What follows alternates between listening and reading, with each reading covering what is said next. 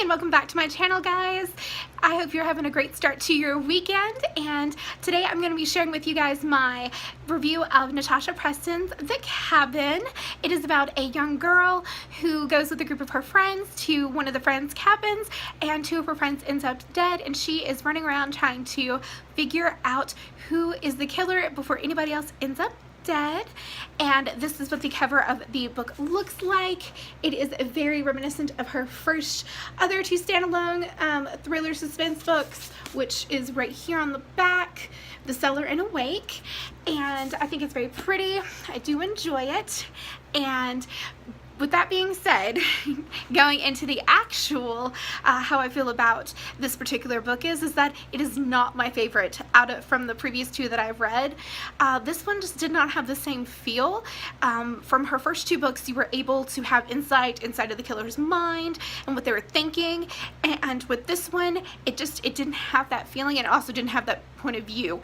So it was just with the main character and her different interactions with the different characters that are in the book.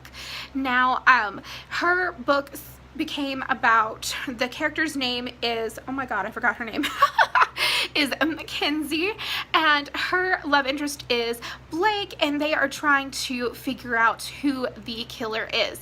Now, this is all good and dandy, and she's just running around with her head cut off, figuratively like a chicken, and she is finding out these different secrets that all her friends had, especially with the fact that she had no idea that so many of them had had relationships of romantic nature in between them.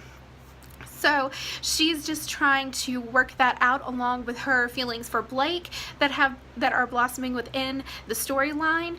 And I just did not really care for this book because it was kind of flat, and when I found out who the actual murderer was, I was not impressed by the reasoning for it. It was really just flat out stupid and quite childish compared to the other two books with what their killers, their reasonings behind why they did what they did.